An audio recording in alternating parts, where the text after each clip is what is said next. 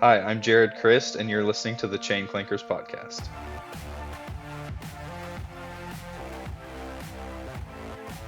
Welcome in, everybody, to the Clankers Disc Golf Podcast. Today we have a super fun and interesting interview for you guys today. We're going to be sitting down with Jared Crist, a local Wichita disc golfer who's just got done with a 4-month disc golf tour, and so super excited to talk to him about, going and starting as an amateur and going on this disc golf tour and all the journeys that he has experienced and some tips along the way that might be able to help your disc golf game out. But before we get into the interview, I want to talk to you today about our sponsor for this show, Upper Park Disc Golf. Are you ready to take your disc golf game to new heights? Introducing Upper Park Disc Golf, the ultimate companion for disc golf enthusiasts like you.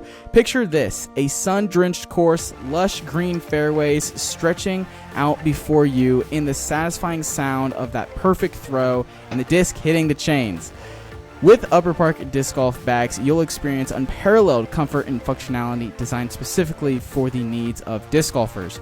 Their bags feature innovative storage solutions, durable construction, and ergonomic designs, keeping your discs organized and your game on point.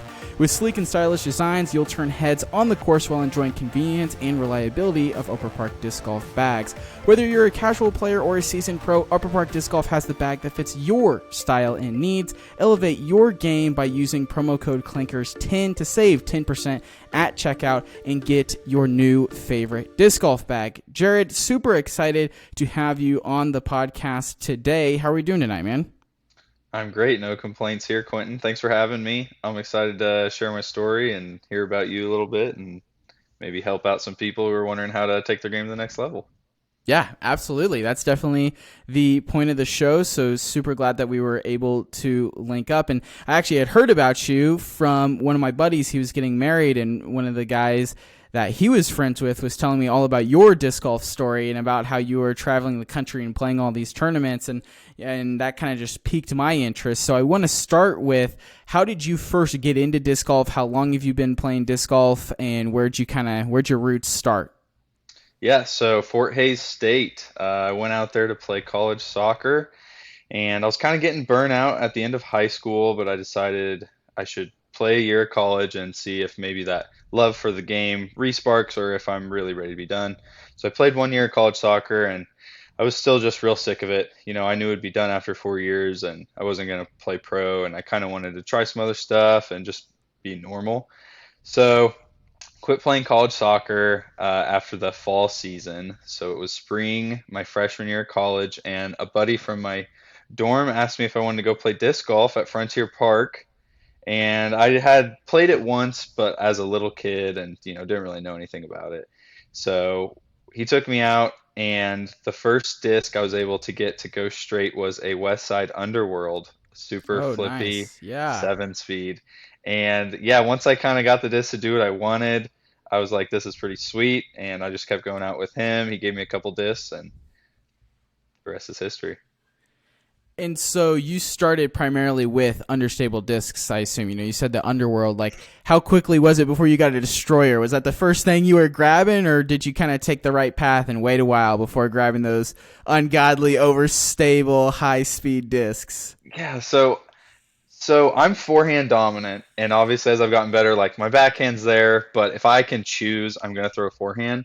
So the first disc was the Underworld, and I was throwing it backhand because that's what you teach people when you play disc golf. You say reach back, pull across your chest, and I can't remember what the first disc was. Maybe I tried to forehand that Underworld and it flipped over, but I think a nuke. I think I got a nuke, and I was able to forehand that and really get the big flex, kind of crank it over on Mm-hmm. Annie, and that's the first shot I was able to get to go far.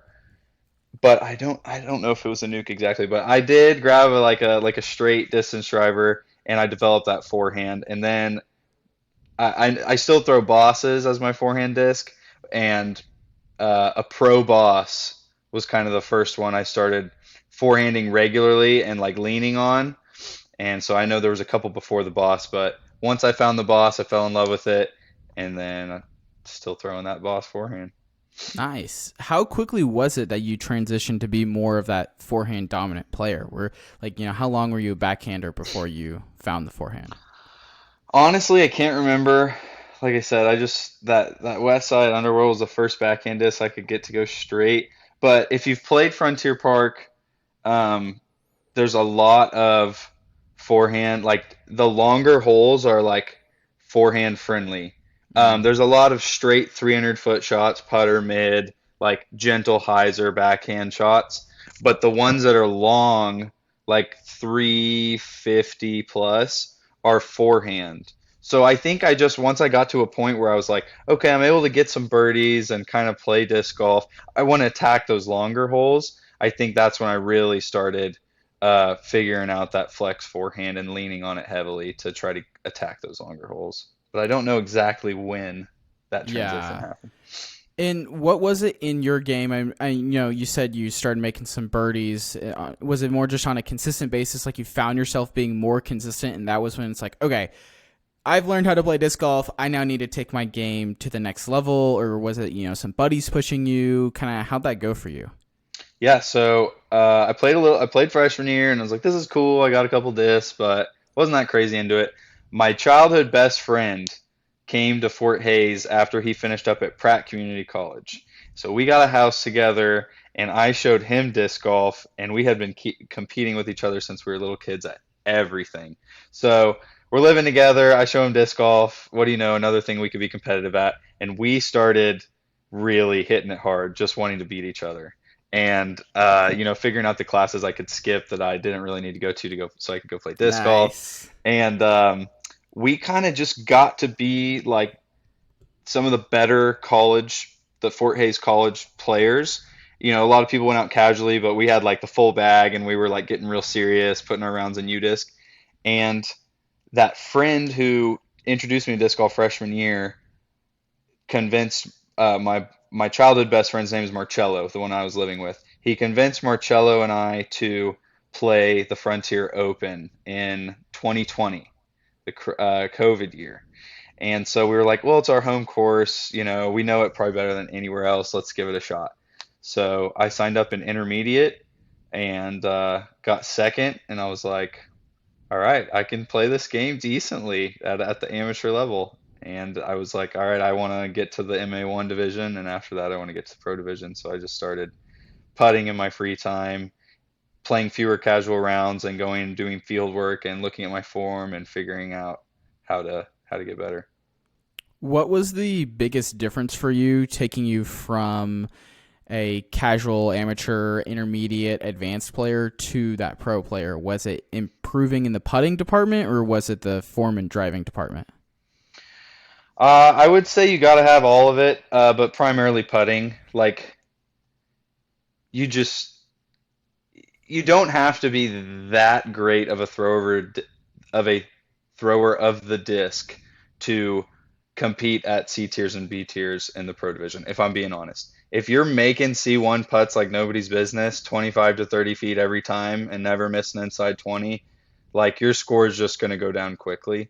So I would say putting. I'm big on, I mean, it's drive for show, putt for dough, but really that short game. Like if you can scramble inside 250, and how many holes in parks and stuff around Kansas, like there's so many holes under 250 feet or under 300 feet. So like you don't have to be a big distance guy unless you're on the pro tour. But if you can shape a shot, scramble, and make C1 putts, like you're going to be a competitive local pro. So I'd say putting and short game probably. Yeah, and I like the way that you put that because I feel a lot of the listeners of this podcast and newer players who get into disc golf, probably the max potential / goal should be I can be a local pro. Like I can go out and I can play an MPO, FPO and do pretty good. I'll win a tournament here or there. Maybe you're really dominant, right? But to think that you're going to make the pro tour with how good the tour is getting every single year, I'm not saying it's not possible, but it's starting to get more towards, okay, like how many people actually make the NFL? How many people actually make the NBA, MLB, those kinds of things? So it's getting a lot more difficult, especially because there's, and we'll talk about it, it's really hard financially just to get there unless you have a ton of backing. So I like the way that you put that in your local areas, in your state, whatever it is, if you can be a menace on that green and just not miss putts and have that confidence that you're going to be able to knock down those C1 putts, you're probably going to do really well in a lot of events. And for you then, what was your putting routine or your putting drills that you would do in your free time that would help you get so good at putting? Yeah, so initially it's evolved a little bit, but it started with obviously a basket in the backyard, and then I think I just had five judges. So I would just go, walk out to that. Everyone knows that distance. You walk a couple strides from the basket, and you're like, okay, I should make this, but there's a chance I miss it. So, call it 15, 18 feet when you're starting out. I'd throw my first one from that distance. If I made it, I'd step back, throw my next one. If I made it, I'd step back and keep going until I made all the putters. If I missed that first one, then I'd throw the second one from there in right, and I would wait till I made the putter from whatever distance I was at and take a step back. Um, I was That's good because it's reps, whatever. But then I got on YouTube and looked up like pro putting drills, pro putting tips. What are the pros doing to get better at putting? And I found, I think it was Avery Jenkins, a game called All In, or somebody to, anyway, take your mini markers if you have two or three or four. I like four because you can go headwind, tailwind, right to left wind, left to right wind. And I would put them all at 12 feet, we'll say top, right side up of the mini. There's the top side of the disc and the bottom side. So top side up. And however many putters you have, if that's two, that's great. If that's three, four, five, whatever. I would putt all my putters from that mini marker. If I made them all, flip the mini marker upside down and do your secondary stance. So for me, I'm a stagger stance Oh, putter. If I made all my stagger stance from 12 feet, flip it. Now I got to make all of them from a straddle. If I make them all from a straddle, step back 1 foot or one step, so like 3 feet. And then yeah. that gets you in your range where you might make them all, you might miss a couple, and you want to be in that range where you're making 80% of your putts. Because if you go out, I just see so many people go out there before a round or whatever, practice putting, and they're airballing or they're missing, and they're just not making those practice putts. And it's like, it's not my duty to tell someone they're doing it wrong out on the course, so obviously don't say anything. But if I could say something now to anybody who wants to take their game to the next level, make 80% of your practice putts or more. It does you no good to go out and miss practice putts. And find that range. If it's 25 feet or 20 feet, you're like, I'm 80%, then obviously step back and try to push that boundary. But, you make 40 or 50% after stepping back, it's like, okay, I'm still at this range. I'm going to step it up. So that game all in where you're, flipping the mini over and doing your secondary like putting stance, and if you make them all from there, take a step back. That just keeps you at that distance where you're probably making about 80%. And if you don't make all of those putters, then stay where you're at. So that just gives you a lot of reps at those short putts that get you making casual rounds without thinking about it. You get into a tournament, that 15 footer gets a little nervy. You add a little headwind. You try to lean forward a little bit more, and then you cage it. It's like you can't be missing those. So, yeah, the minis around the basket and stepping back gradually, I would say is that's what I still do for the most part for putting. Yeah, that is so true. The in my backyard, and I'm gonna ask you this later, but in my backyard, it's like I can't miss. I don't care what the distance is, I cannot miss. Soon as I get to the course, it's like, oh wow, that 15 footer looks a lot further than 15 feet all of a sudden. And so when you're doing this drill and you're doing the step back, that like when you make all of them and then you step back, is it make all of them, okay, now I'm going to the next station, so let's say you have the headwind, now you're going to do the tailwind, and then you're going to do the first cross and the second cross, and then you step back all around? Or is it, I'm going to step back, okay, I've done 10 minutes at the headwind, now I'll go to the cross and do that for 10 minutes? How do you break that up? Great question. Sorry I didn't answer that initially. So if I'm putting from the tailwind and I make them all, I'll flip that mini, move to the next one, and you just, either go clockwise, Gotcha. counterclockwise, whatever. So that mini is flipped and I'm coming back to it, but I'm stepping to the next station, make the putters. Either, oh, I missed one, then that one stays. Bummer. I got to wait till I come all the way back around and have another chance. Or if I make it, flip it and just keep going around and trying to move that comfort circle further and further away from the basket. And if you find yourself missing a lot, you're saying you want to make 8 out of 10, well, that would be 4 out of 5 if you have 5 in your hand. And let's say you start finding yourself getting closer to that 60% mark. You're making 3 out of 5 or maybe 2 out of 5.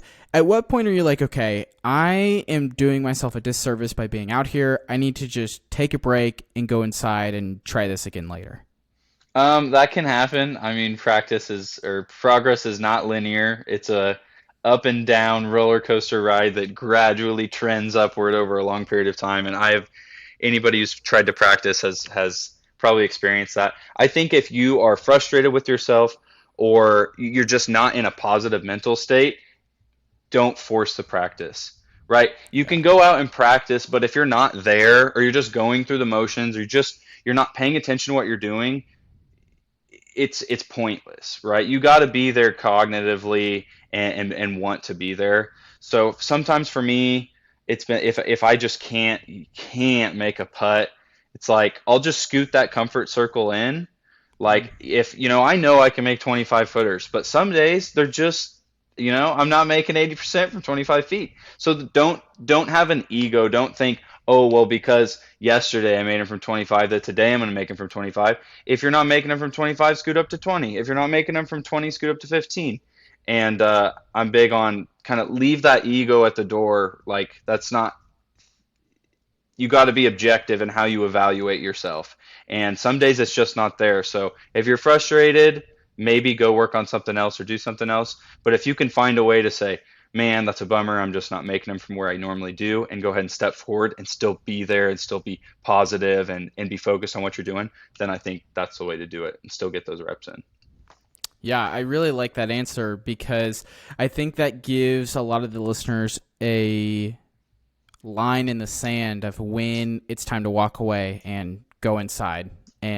Or like you said, if you don't want to go inside, you want to keep going at it, okay, then that comfort circle is about to get a lot smaller and you need to lock in. And how have you found this? Has this drill been a big help in transitioning those backyard putts to the course? Like that's something that I'm currently struggling with. I know a lot of disc golfers are struggling with that. What I'm doing in the backyard is not translating to the course every single time.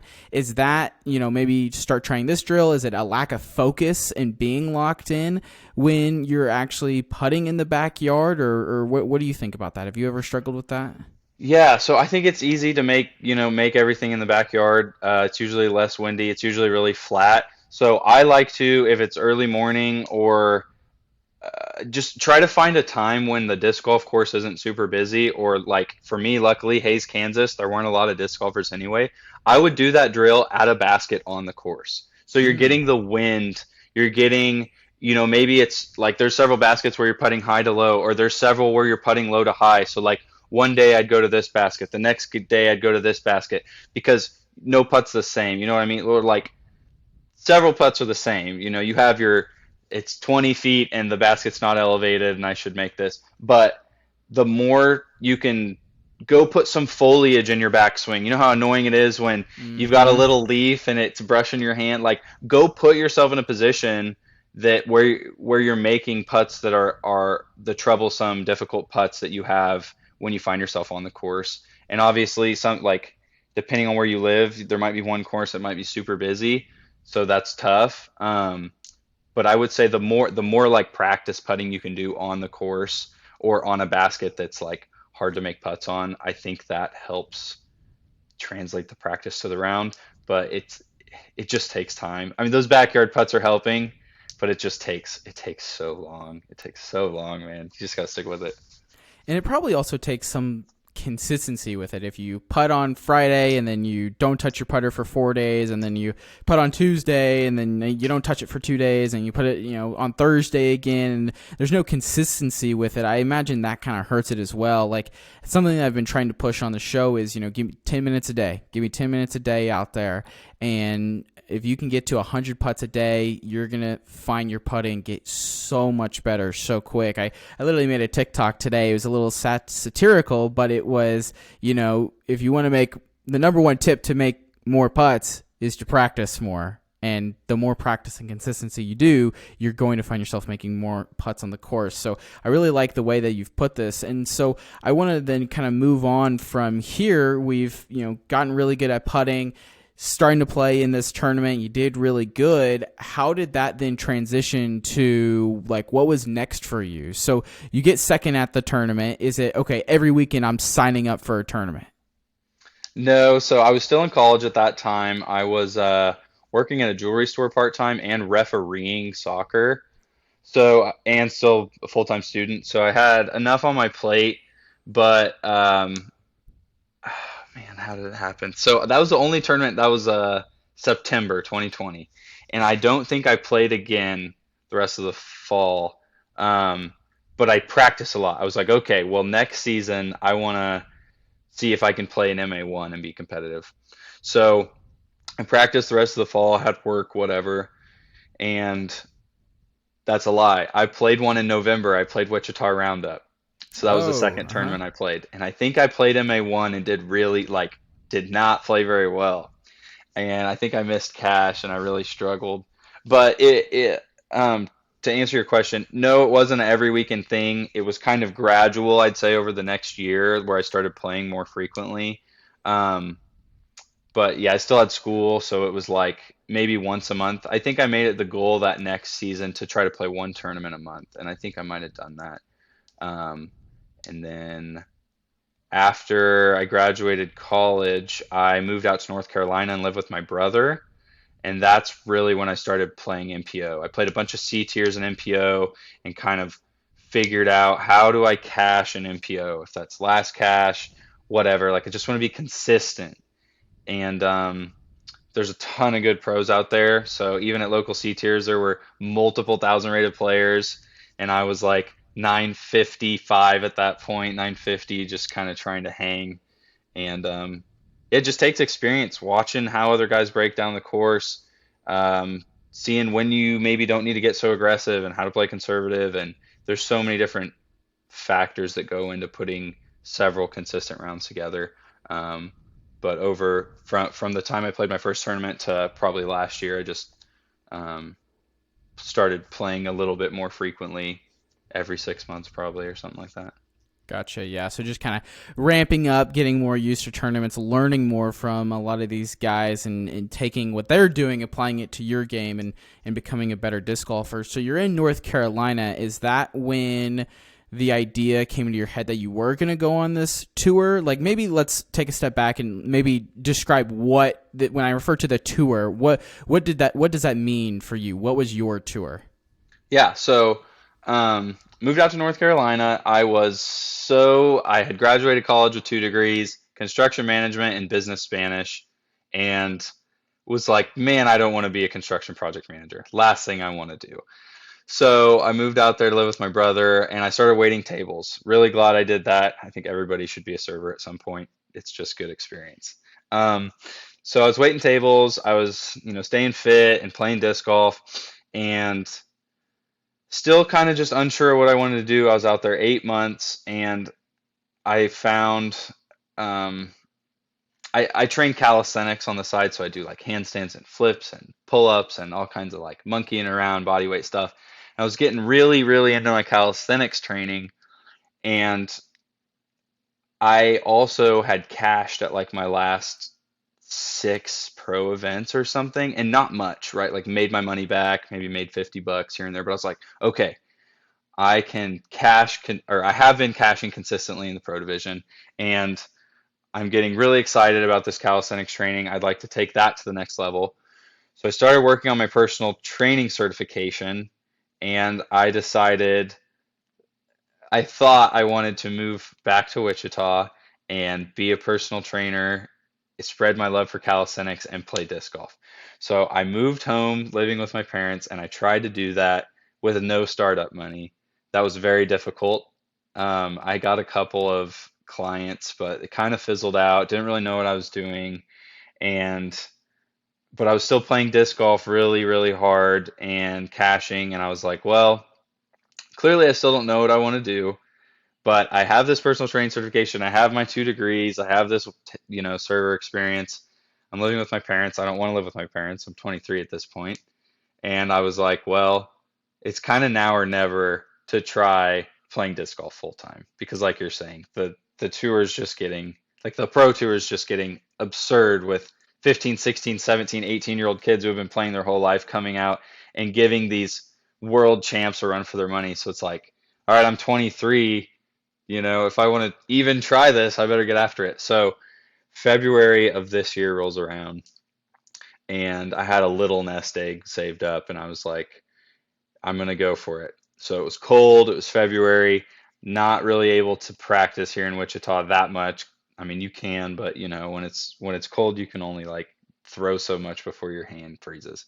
So I was like, I'm gonna head down to Arizona for a month and just do field work and practice and get my off season that I haven't really had. So I went down to Phoenix and practiced every day for a month. And that's actually when I also went to Tucson because it's real close and stayed with my buddy David Hawkins from high school. And he, I think, reached out to you or told me about you and told you about me. And yeah, bounced between Tucson and Phoenix, practiced. And then at the beginning of March, I signed up for my first tournament of the year in, it's called Truth or Consequences, New Mexico. Funny little town. And I was actually able to take down the win there, first tournament of the season, which was really, really a confidence booster and nice little paycheck to start off the tour with. Um, and from there, I basically just got on disc golf scene and put in like 300-mile radius from where I was and looked for the next B tier like the following weekend. Um, and there was one like in Southern California, or there was one in West Texas. And I was like, well, I've been in Arizona this whole time. I don't really know if I want to go back there, if I want to go see some new stuff. So I signed up for the one in West Texas, played that one, didn't do as well. And then same thing, I just looked for the next B tier the following weekend. It was in Oklahoma City, popped up to Oklahoma City.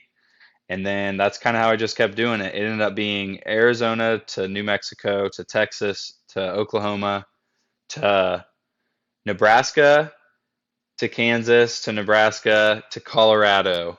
And then I finished up in Nebraska before I came back for the firefighter interview, which was actually on Tuesday. So I didn't do too much venturing, just to the Southwest and back, but that was 4 months of playing almost every weekend. I think I played 7 or 8 events in a row, and I was like, Wow. oh my gosh, I need a weekend off. And Yeah. it's a grind. I mean, it's your job, and when you only get a chance to make money 1 or 2 days out of the week, and you got to spend the rest of the days just working hard to put yourself in contention on the weekend, like it's stressful. So that was my tour, if you will. Yeah. And so take me through your living experience on this tour. Did you have a van that you kind of tricked out and that's what you were driving around? Were you Airbnb in hotels? What did that look like for you? I wish I had a van. I have a Subaru Forester. So I bought an air mattress from a brand called Luno, Luno. If you like car camping, getting out, check them out. If you want a customized air mattress that fits in the back of your SUV, they make them for all makes and models. So it's a pretty sweet brand. So my Luno air mattress custom fit the back of my Subaru, and I scooted my passenger seat all the way forward and built a little board that bridges that gap behind the Mm, passenger seat, like where your feet would be if you were sitting behind the passenger seat, and put that second row down, and then blew up my air mattress and put some memory foam on the top of that, and then had a sleeping bag. So it was pretty comfy, especially when it was cool in the early spring. I had my bed there, and then next to me in the on the other half of the side of the car, I had my food, cooler, all that kind of stuff, and my duffel bag with my clothes. In the passenger seat, I had my disc golf bag, and at the feet of the passenger seat, I had my shoes. And I had a towel that I draped over the head of the passenger seat, and I showered at Planet Fitness. So I slept out of my car, and yeah, just pretty much got up every day, found a course. It was usually early morning and during the week, so most people are at work. And like I said, I was able to do that putting drill, play the course, throw approach shots, do field work, and yeah, just hit it hard all day. Yeah, and so that I mean that takes some guts right there. Just going from living a comfortable life, I'll say, to complete 180 living out of the back of your SUV. What was the biggest challenge in doing that? Looking back on that. Oh, there were several. I would say pushing myself out the door initially, just I knew I wanted to, but just I just needed somebody to push me off the cliff, and so I'm glad I was able to conjure up the courage to do that. And once I got out there, it was not that scary. Like everyone's like, "Oh, it's there's criminals and you're parking in random places," and I found that there are so many more kind-hearted people than you would believe. When you tell people what you're Really? doing, you're following a dream. The disc golf community, reaching out on Facebook, going to events and spectating, and like I met so many people that gave me their number and were like, "Let me know if you need a place to stay if you're in this city." Like I met some when I was in, I spectated Memorial. I didn't play in it. I met two people. I met a gentleman from Denver who I ended up staying with when I was in Colorado, and a lady from Seattle who I haven't stayed with because I haven't made it out there. But they both just gave me their number. Were like, let me know if you need a place to stay. Um, and then when I was in West Texas, I just messaged on the local disc golf page. It was like, hey, I'm a touring pro traveling through town.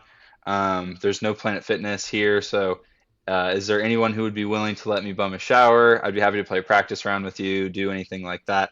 And the local mailman reached out and was like, "Hey, I'd love to Nice. play with you, and you're welcome to come back to my place and shower." And so I found really there's just a lot of good people out there. Nonetheless, it was still lonely. I think like day to day, waking up and being like, your whole thing you have to do today is practice disc golf. It's like, well, 6 hours of practicing disc golf and you're kind of done. Yeah. And not having like maybe a roommate to come home to or friends to talk to, or I'd call people, but like that human interaction day to day, I'm very Yeah. extroverted and I need that. So that was tough. Like that, there were nights I was very lonely. Like, what am I doing? This is crazy.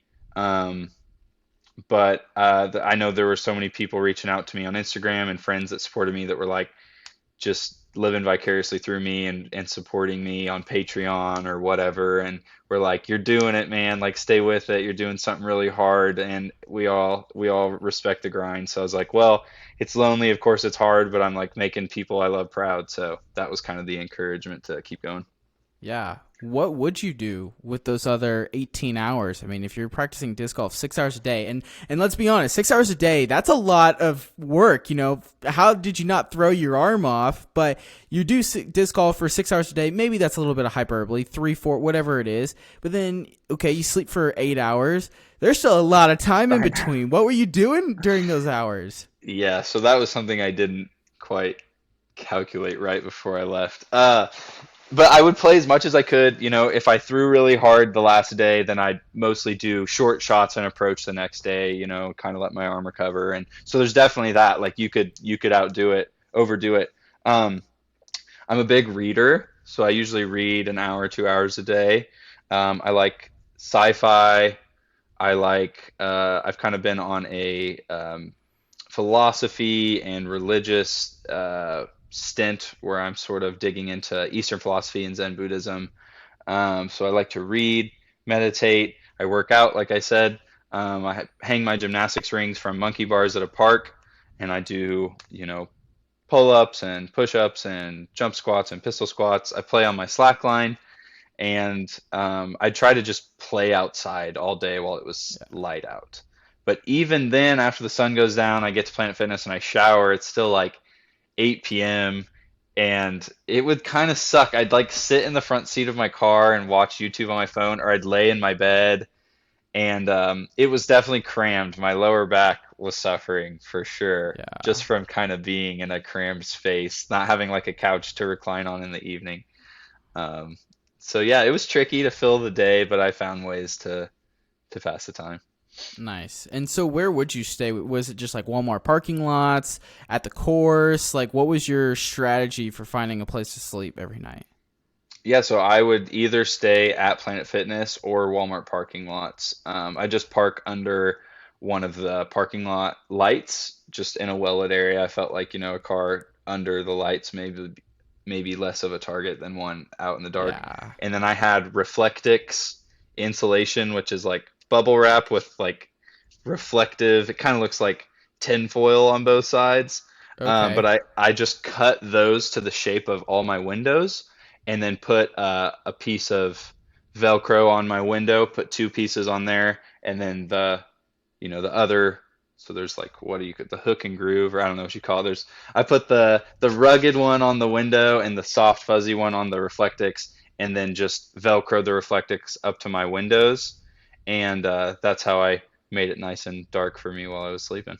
Nice, nice. There you go. And so, one thing that I think a lot of people maybe struggle with on this time period and trying to tour is the financial side. And maybe can you talk a little bit about the stress of, if I don't cash at this tournament, it's done. Like, I don't even know how I'm going to get home to Wichita. Like, did you have any of those moments? Oh, I did. So first tournament I won.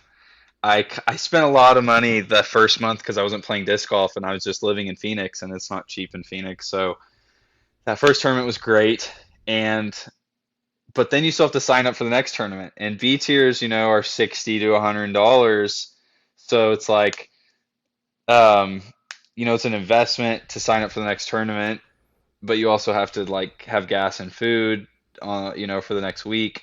So I definitely lived frugally. Um, I'm trying to remember the first time I was like, oh my gosh, I have no money. So West Texas, Oklahoma City. I think after I was cashing, so I was doing fine, but it was always like I always had just like a grand, and I was like, if I don't cash for like the next two tournaments, like I was spending $200 a week on gas, uh, and $50 a week on food or whatever. So I was just always like had a couple $100 or like several $100 or $1,000, but I was like still that if your car breaks down, you can spend a Yeah. thousand dollars on your car instantly. So that was never like I was never at zero, but I was at an amount that was uncomfortable for me because I've always been a saver and always had, Yeah. enough. But I went ahead. My cousin was like, "Hey, dude, you should start a Patreon." And I was just like, I don't want to ask people for money. Like, I chose to do this. This is on me. Like, this is nobody else's burden. And that was really hard for me to be like asking people for money when I decided to do this. But sure enough, it took. Started a Patreon with a couple different tiers, and some family members and some friends contributed. So I was making like $150 a month with that, which was Wow. like all I needed just for gas and food. Um, so that was huge, and that kept me going. And I just tried to post and be in communication with those people, sending me money. And um, luckily, like, yeah, if not for those guys, it would have been tough. So. Yeah. What I mean, $50 on food a week. What were you eating that you were able to survive on $50? Yeah, so I would have a cup of instant coffee in the morning and not eat breakfast. And then my first meal of the day would be oatmeal around noon after I had like gone for a run or like practiced disc golf for a little bit and needed a break. I had a jet boil. So it's like a mug that like the bottom of it screws into isopropane or iso, oh, I don't know what the fuel is. Call it propane. But basically this tank, and I do oats with a scoop of peanut butter, a scoop of protein powder, and a chopped up banana. And so that was like really dense, caloric, Mm-hmm. like high protein, high carb, good fuel for the day. And then for dinner, I'd use that same jet boil and I'd make a can of stew, and I'd do beans, Rotel, diced tomatoes, and a can of tuna. And I change like, sometimes I do mixed veggies, sometimes I do tomatoes, Mm-hmm. sometimes I do garbanzo beans, sometimes I do black beans. But like, so my beans and my veggies would Yeah. change, but my protein was always a can of tuna. And I had seasonings, crushed red pepper, garlic, salt, pepper, stuff like that. And I'd season up my stew, and honestly, not that bad. Like, I had a warm meal, and I was just physically like expending a lot of energy during the day. So those two meals were enough. I was a little hungry, but I'd fall right asleep and then repeat the process the next day. So canned food and oatmeal. Have you had the canned stew slash oatmeal since you've been back? I have. I just made some oatmeal this morning in my jet boil because it's so convenient. And Nice.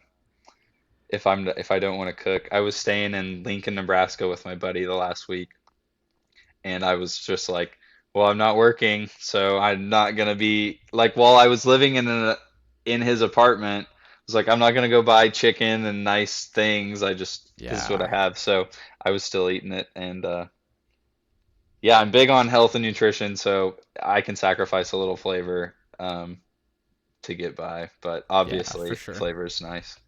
Yeah, So and so you said you were on the road for what, 7, 8 tournaments, just back to back to back. Out of those tournaments, how many did you end up cashing at?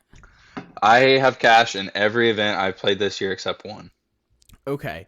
So kind of like we were talking a little bit earlier, then if you would have maybe towards the when was that one that you didn't cash? Was it toward the beginning, middle, end? When did that kind of fall on the timeline? Um, I could look it up, but it was fairly recently. It would have been, I don't know if it was April or March. I think it was right at the end of March. I was in Colorado Springs, and it might have been April. So it was like halfway through slash the back end. So I mean, Gotcha. I cashed. I played really well, like while I was out there, and had I not, I would have had to do something else, for money. So luckily, I took a gamble on myself and I put in the work and I was playing well enough. But that one I didn't cash hurt because when you get used to cashing, like my bad rounds would be at my rating or like Yeah. fifth, sixth place. I was like, oh my gosh, I played so bad and I still made $300. And then to not cash and be like, oh, that's what actually playing bad feels like. Like I'm still capable of playing way below my rating. That was an eye opener for sure. I got a little too big for my britches, I think, because I was playing really well and getting a lot of top five finishes. And then that 17th place, oof, missed cash by a stroke.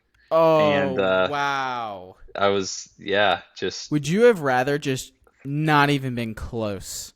Like, I mean, 10 strokes off of cash, or would it have been better how it happened and you were the one stroke off? I think I'll take every place I can get. I Yeah. think I'm glad for how it happened. If I could pick, I would rather be one stroke out of cash than 10 strokes out of cash.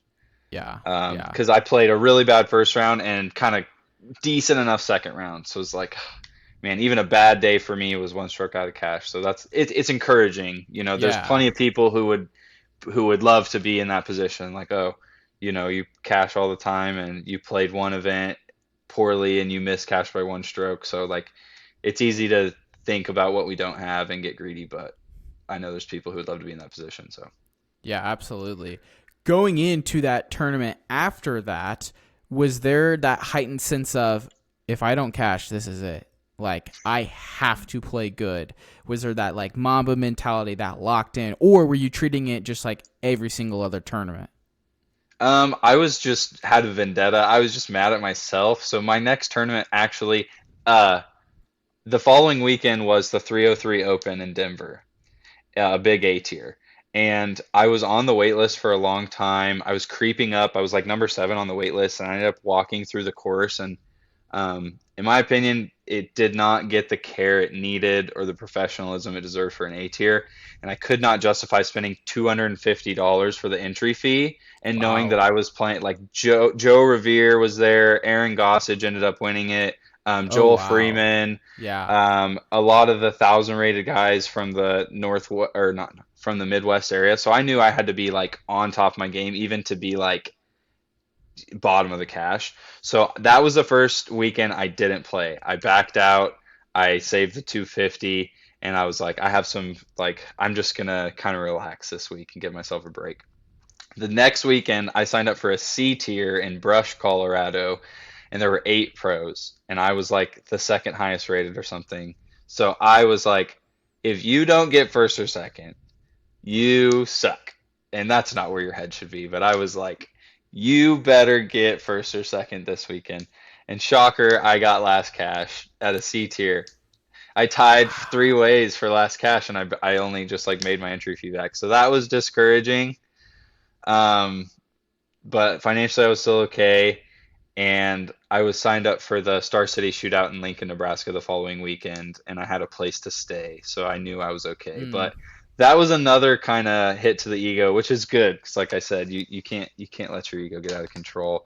But you got to show up every weekend. It doesn't matter if it's a B tier, A tier, C tier. People are there to play, and um, so yeah. So mainly you played B tiers, you said. What was the reason for playing B tiers instead of just trying to go to C tiers and clean up? So even if you clean up at a C tier, like most you're gonna make is $200, and a lot of time it's like 100 or 150, because they're just smaller events. Gotcha. Whereas B tiers, the entry fees aren't that much more expensive than a C tier. There's a bigger field, but um,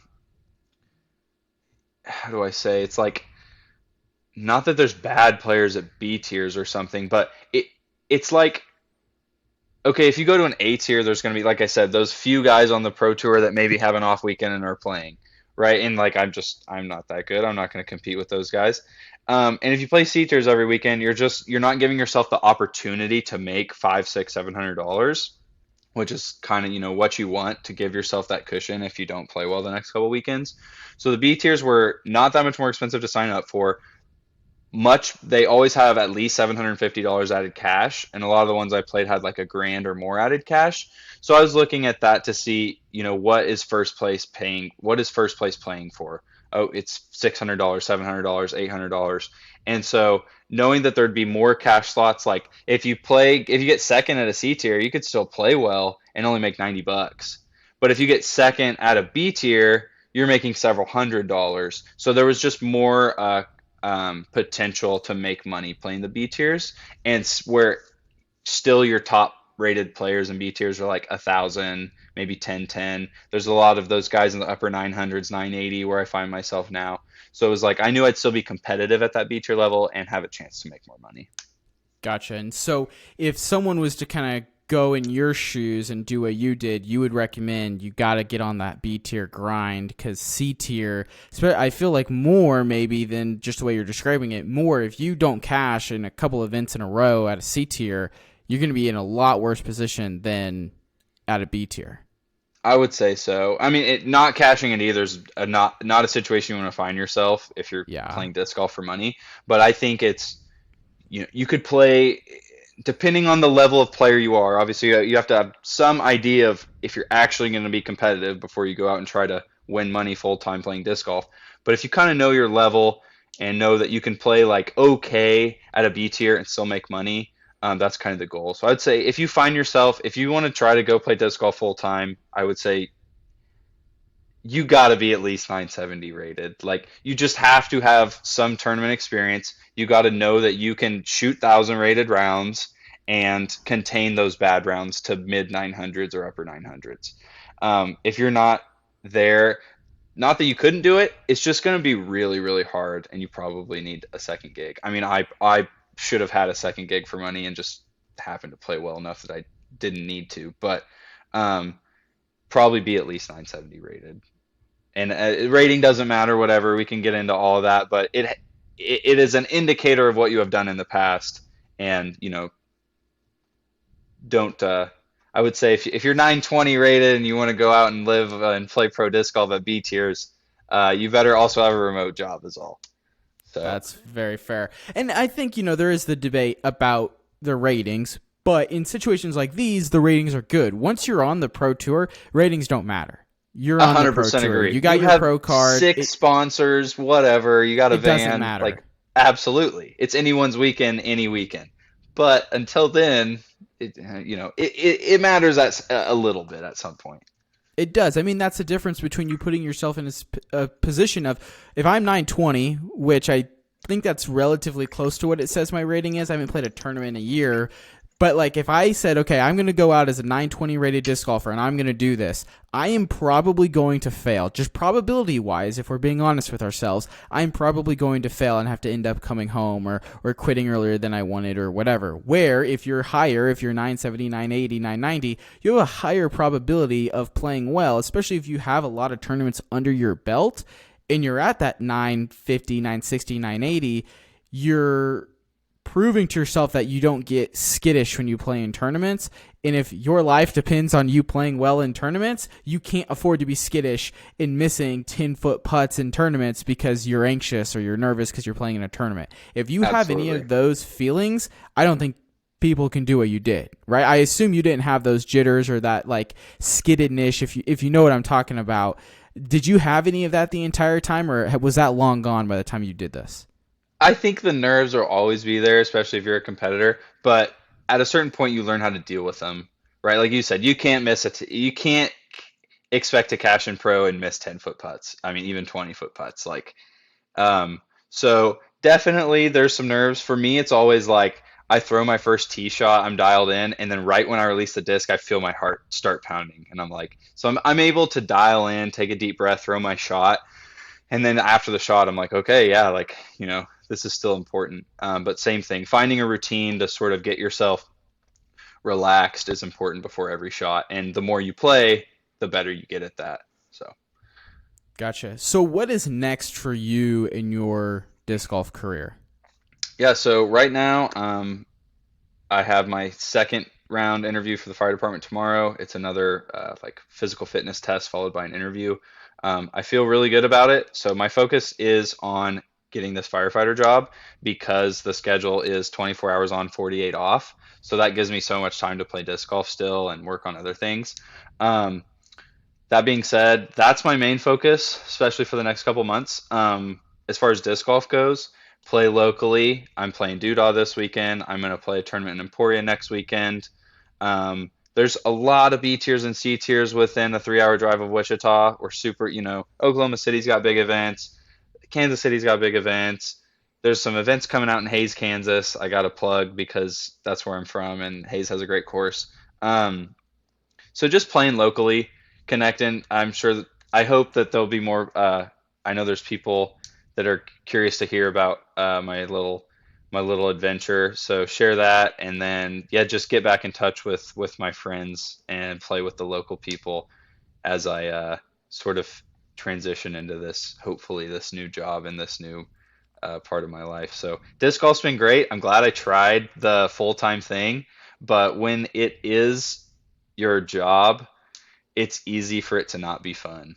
And I could feel it kind of turning into the whole thing with soccer again. Like it's an obligation. I got to get up and practice.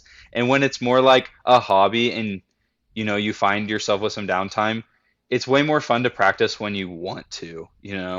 But when it's I have to every day and I have to play this weekend, it's easier for it to not be fun. So I kind of found that to be the case. And I was like, this is a game I really love and I want to play for a long time. So I don't want it to be an obligation. I don't want it to be something lose the excitement for. So I think for my disc golf career now, it's going to be finding that balance of playing maybe every other weekend, every 2 weekends, and finding a way to still get engaged with the community, but also have a job and save up some money because it's not fun to scrape by financially. It's Yeah. a good experience, and I think if you don't have any debts and you don't have anything tying you down, and you have the opportunity, you should go out and travel and do something, and it's very eye-opening. But it's also really nice to have a kitchen and a shower and Yeah. your own space. So Yeah, I can imagine, having that your whole life and then giving it up and then getting it back. Yeah, I can definitely imagine. Jared, this has been so much fun. I know I learned a lot, and I know I'm definitely not ready to make the leap that you made. I need to get out on the course and work on my putting and try the drill that you gave on the show. Where can people continue to connect with you and follow your journey?